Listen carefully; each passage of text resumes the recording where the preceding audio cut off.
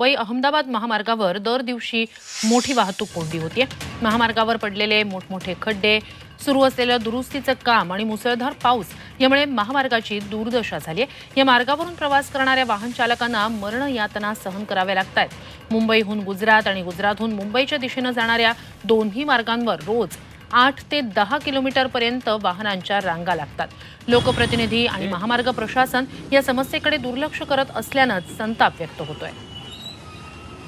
ही दृश्य आहेत मुंबई अहमदाबाद महामार्गाची। दररोज 8 ते 10 किलोमीटरच्या रांगा या ठिकाणी लागतात। खरं तर हा महामार्ग हा अत्यंत वर्दळीचा मोठ्या रहदारीचा असा हा महामार्ग आहे। मात्र सध्या पावसामुळे आणि त्यातच या महामार्गावर सुरू असलेल्या कामामुळे मोठमोठे खड्डे इथे पडलेले आहेत। त्यातच अनेकदा पाणी साचून राहत आहे।